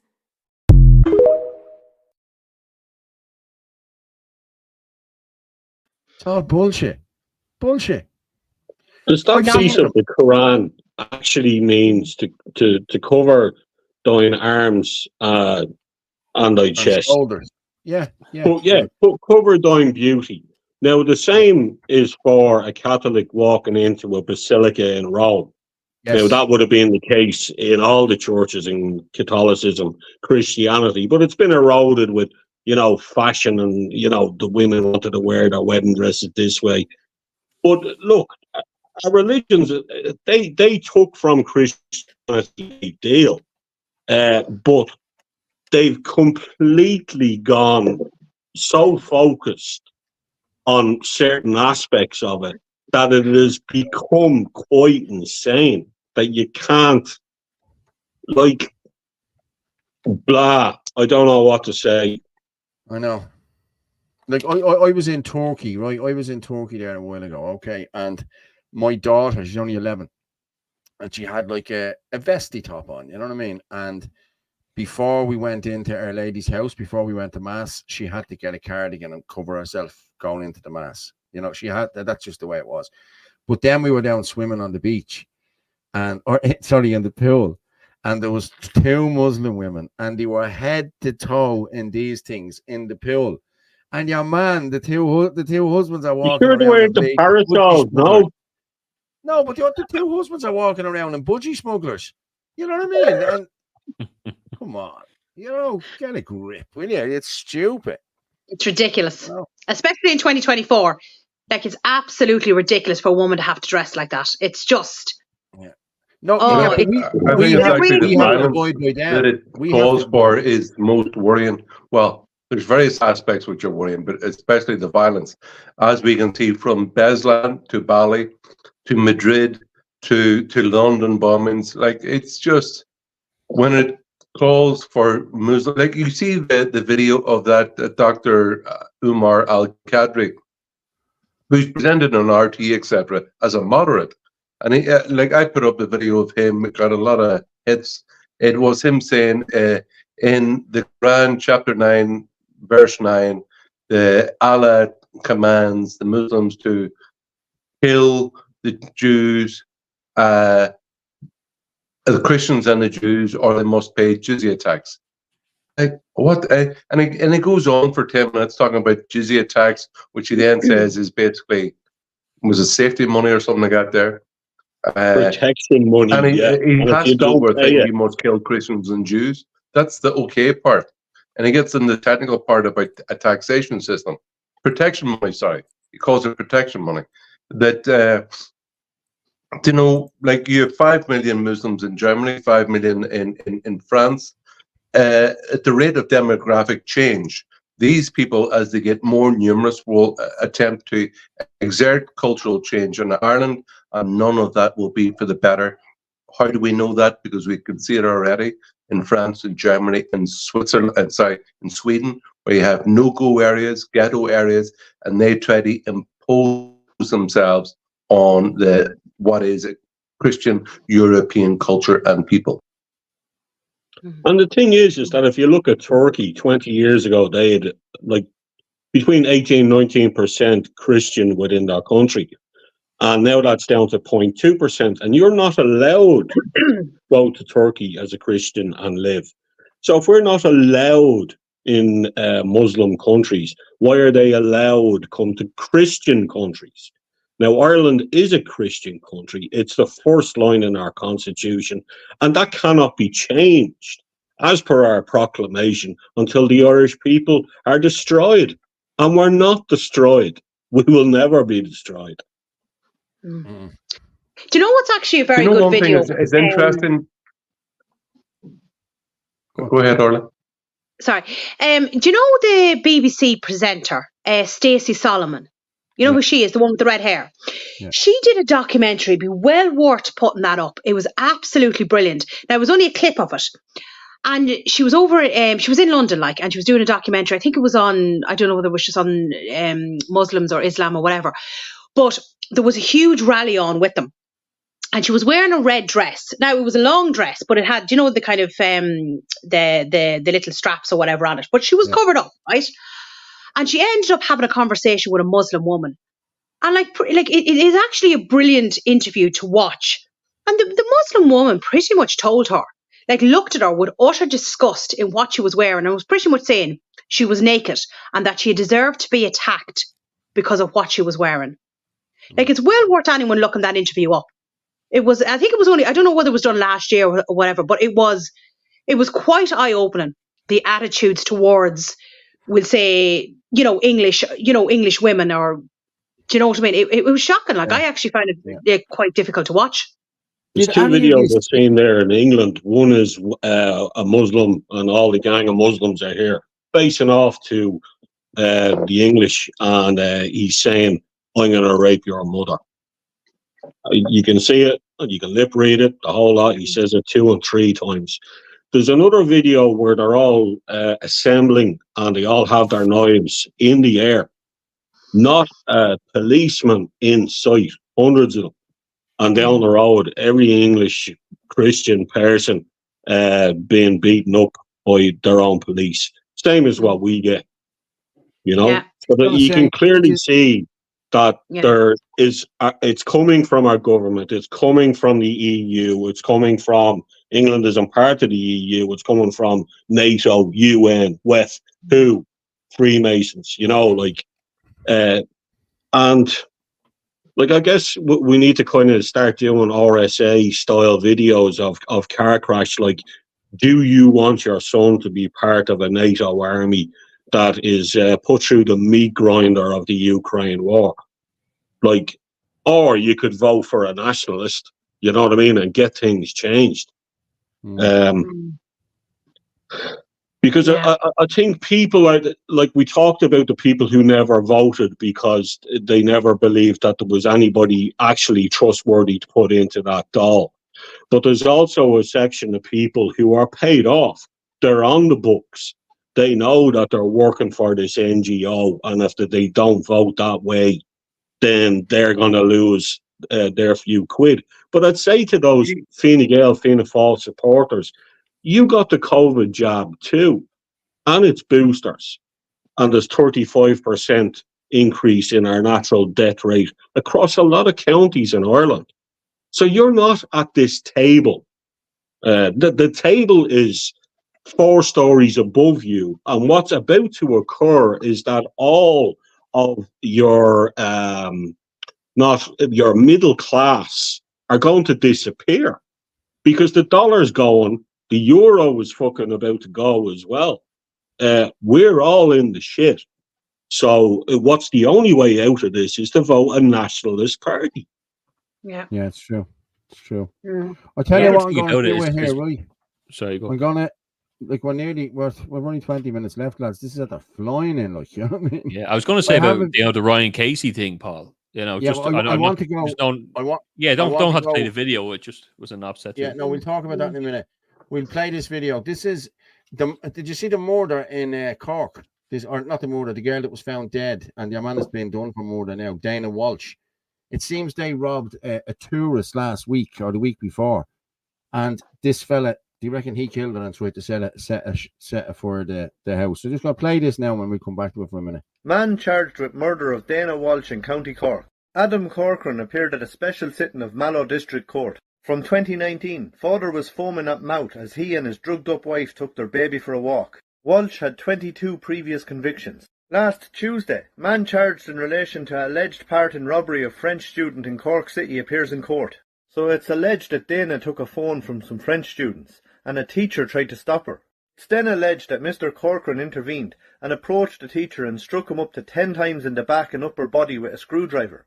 Now that sounds like a violent crime to me. Yesterday morning at 9:43 I sent this message. Why was a man who was in court during the week for striking a teacher up to 10 times in the back with a screwdriver a violent crime, with over 23 previous convictions not on remand? And why wasn't he? A woman mightn't be dead today if he was.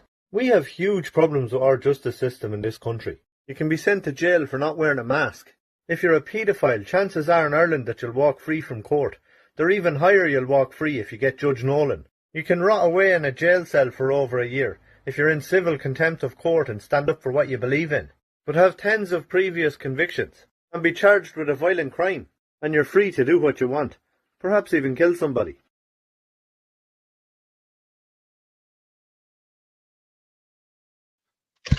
It's true. It's true.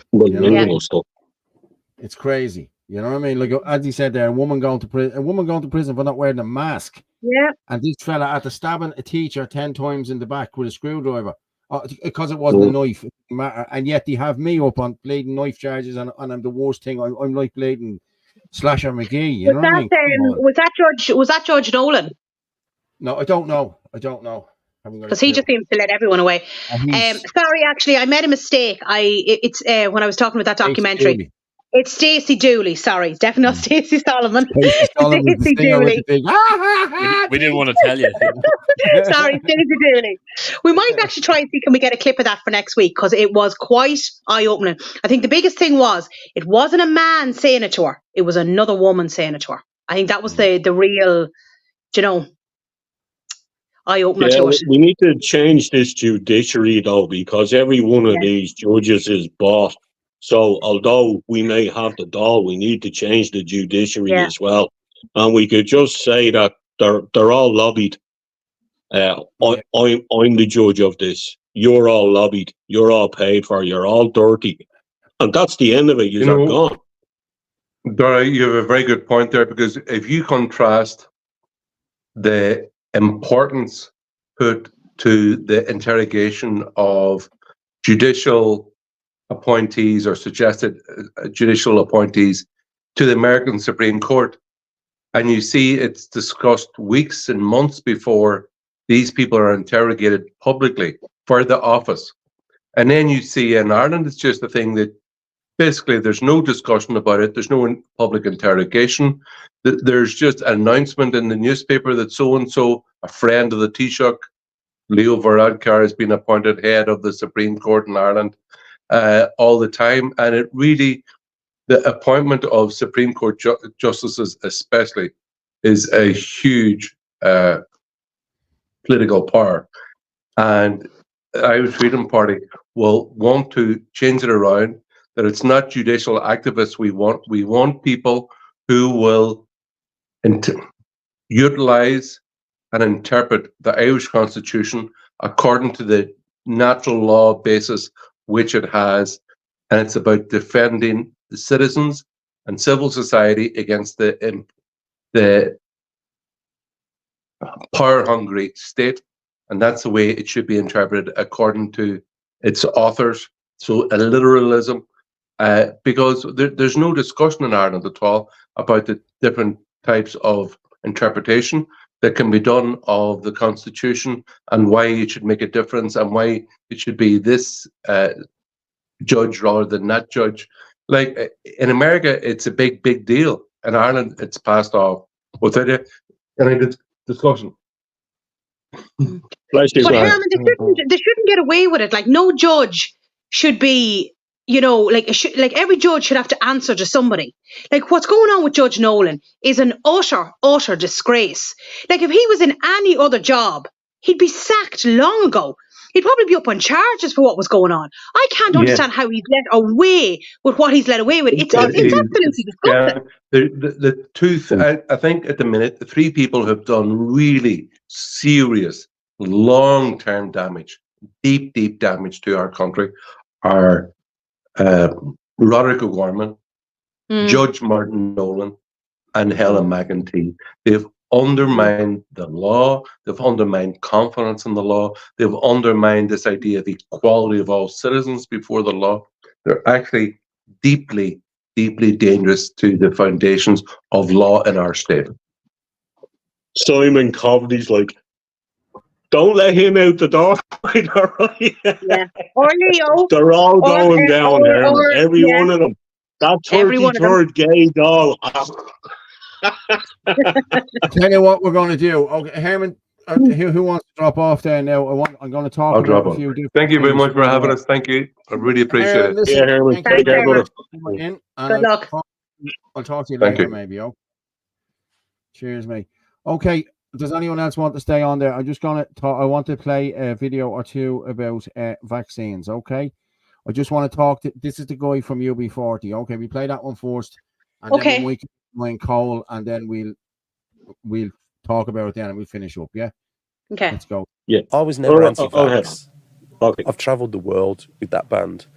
I've been to places where I've had to have yellow fever, like, injections like Africa and Asia, and you have to have vaccinations. So I was never anti-vax, but there was just something when this came out, I just thought, there's a red flag here. There's just something not right. So I know they would have had that feeling as well, but they still went ahead and had it, and I mean, it's like Astro passed away 6 months after having the COVID vax, and they hate me talking about it because they go, oh, well, he died of an asthma attack. No, he didn't. He had the COVID vax. And I said to my other half, 6 months, something's going to happen to Astro. And he did. He died 6 months after the Pops was already showing slight elements of dementia, forgetfulness, nothing to worry about. It was just his age. He was 73. As soon as he had the COVID vax, he just went, it was like a huge dive. And I'd left the band at that point, but I was getting messages from US tour managers saying he's all over the place. He keeps going back to his guitar case to check on his stuff 3 and 4 times to check his guitar still in there. Is he put new strings on? He keeps going back, calling me. Can we go over there? Can we check? This wasn't that guy, He wasn't that type of. He was confident and he knew his stuff. It was affecting him, and that was the vax. But they will not approach the subject. But I know it's the vax. I know that's what's done this to these people. Well, I think there was a recent study just published. I'm not sure whether it was from Japan, which was talking about the effects on the brain. Yeah. I think it's a lot of underlying health symptoms, the vax attacks anyway, and which was one of the main reasons that I didn't have it. The first reason was that I didn't. It was just a red flag. Secondly, I suffer from a condition called atrial fibrillation, which is an irregular heartbeat.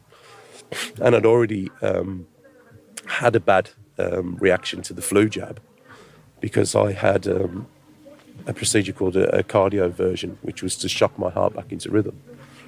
And I was advised by the consultant cardiologist that I was vulnerable to have the flu jab. So I did. And then on the evening, I was taking a shower, and I had this huge growth under my armpit. It was like half the size of a tennis ball under my lymph gland. And I said to my wife, I said, this is really painful. This really hurts. And she said, stupidly, because we've had vaccines before and I'd had side effects from vaccines, not even thinking about it, she said it might just be a reaction to the vaccine, just let it go overnight. And so I did. Following morning, it threw my heart back out of rhythm. So being that it was a SARS vax, there was no way I was touching the flu vax or any kind of vax ever again, you know. But these people, they just did it for the sheer sake of just working, you know, and carrying on doing what they did. But it affected them long term badly, you know, and I'm seeing it still now. And not just UB40, other musicians and people that I know, it's affecting them. At the time, they were all like, yeah, well, what are you doing? You're not working anymore. You're at home. You've lost everything. And I lost everything. I did, you know, I had rainy day money. That's all gone, you know. And I'm literally, I hit rock bottom. But there is, the line I came up with, what was it? I wouldn't put my life on the line just so I could sing Red, Red Wine. These guys were going, yeah, but I'm touring now. I'm back out on the road. Well, that's great. You know, enjoy it while it lasts.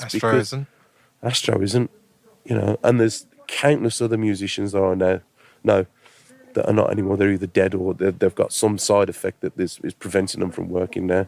So it's like a role reversal, you know. Well, Eric Clapton, he had something with his fingers that he couldn't play properly anymore. He had an existing problem, I believe, but then afterwards it just shot through the roof. Yeah, he exacerbated what he had. Yeah, when he wants to play, he's in a lot of pain. Yeah.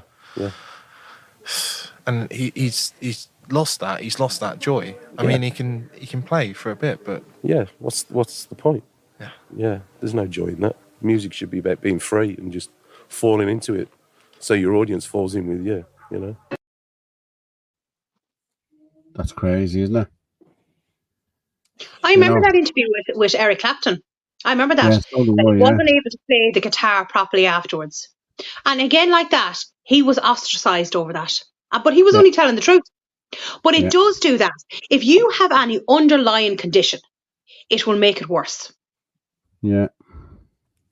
Well, yeah, you saw the whole debacle with, you remember when Joe Rogan was getting signed to Spotify?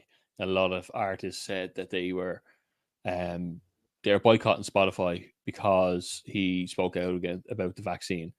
And, you know, it turned out that really, I suppose, Joe Rogan couldn't really be cancelled, I suppose, because he was, he was bigger than Spotify, you know, really, yeah. And he made some great strides. He pulled people from the CDC and who called out ivermectin, and they had to apologize and go back. You know, I think they were under too much pressure. But the whole incentivizing of, you know what he's saying there, if we take it, we can make our money, we can go out and do our world tour, you know, let's chance it. It's the same thing as, you know, if we take it, we can go on holidays. If we can take it, we can go in for a pint. If we take it, we can go for some food. Unfortunately, a lot of people were kind of like, I don't really know what this is, but I'm going to take it and take my chances like most other people are doing. It's a whole experiment. Everyone stands up and the rest of them stand up. And luckily enough, there was a percentage of people who didn't. And I think that percentage might be bigger than what they led on initially. Definitely. Because the more people I talk to, the more people are saying, no, I didn't take it either. Like, yeah, this couldn't just be 2% of Ireland didn't take it, you know, or even 10%. There seems to be, well, maybe 10%. I don't know. But more people who talk about it, because it's a taboo subject, you know. You know, people bring it up. Like I remember really well, the courts were unhappy with me speaking to Dr. Vincent Carroll, and I went to someone's retirement party. And people kind of were looking around to see me walking in, you know, because they had heard, you know, I was, you know, literally someone said this to me. I sat down and there was a guy who was very supportive, actually, a solicitor. And another solicitor sat down and said, what happened, you know? And I said, well, we're talking this, you know, head of cancer research, top shelf doctor in Ireland, Dr. Vincent Carroll, about the COVID vaccine and rollout. And she goes, oh, you're not one of them, are you? And I kind of looked at her, and someone said, "No, he's not one of them." And I remember thinking to myself, "Yeah, that's the way they see it. One of them, you know. There's no excess deaths, you know. I don't see that people aren't dying every week from a short illness like we see in the Carlow Nationalist even this week. You know, every couple of days. Yeah. I'm just in Carlow Nationalist because I'm following them, and you know, trying to follow them else. But sorry, Paul, I know we're under pressure time. No, I'm not. I'm going to just play this. I'm just going to I'm going to just say something there about what Amanda posted there. Amanda, a total income of 71 million. I was reading it there. Right, I'll tell you, we'll talk about this one on the next show because, like, that's a lot of money to be coming in. And what she's saying is taking 30,000 illegals won't give the earning back we once had. That we're deluded. Okay, she has a good point there. 71 million was made by the department last year in respect to 236 resident permit cards. Amanda, we'll talk about that another night. Okay, no problem. When we probably get you on, you can talk about it too. But I'm going to just go with this one really quick. This is a bad reaction by Ryan Casey, and then we'll finish it up. Okay. Kitty, I wonder. Sorry, Kitty Holland. I don't like her. Where is bad reaction? There it is. There's Sorry, yeah, no, go ahead. Kitty, I wonder. Do you think the politicians? Holland, no, okay, that's coming up as Kitty Holland for some reason. Yeah. What was I about to say there? There's an interesting one, Paul. See that same person one, and this is if you want to go with a video. There's the person who stabbed the child there in Southport. I thought this was an interesting video, and I followed this out and did it myself. It might be worth a look. It's only a minute and a half. We'll have a quick look at that then. We finish up. Yeah. Good. Hey, I'll be first, all my hands up. That didn't come up. That really didn't come up. And you are bang on. Through all people. So I'll do it any other way. Dublin airport attack. Google it.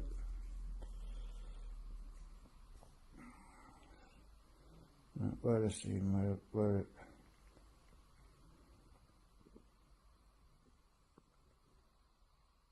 That's a minute.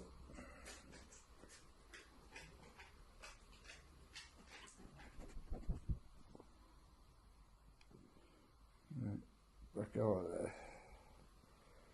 Scroll down. Because that image does come up. And there's that image. That matches. Apart from he's got his face blanked out. That matches the image that's being used for this attack in Southport. So yeah. Fucking top marks to this response here. I'll play it, and I did that at the time, and even that Dublin airport attacker is now blurred out as well. So it's like someone was onto something, but it's the same person, same image. Yeah, it looks the same image. Yeah. And you were saying actually at the beginning of the show, Paul, about that 17-year-old. I mean, he looks way older than 17. I said that. We both said that actually. Yeah. Yeah, he does not look like he's 17. No. Bizarre. He doesn't. I tell you, that was a packed show. I'm sorry we couldn't get the other chap on. He didn't get a chance to come on there, but we have him on again. He was going for 10. Yeah, of course. Yeah. Maybe next week. Patrick, we could do a midweek. We could too. Listen, we don't know what's going to happen this week. You know what I mean? Things could be mental. You know what I mean? So we could be back on here twice during the week. You know what I mean? So yeah. But we have a couple of minutes there now. I'll just have a look at the comments there. Why don't you address if Herman Kelly recommended the vaccine?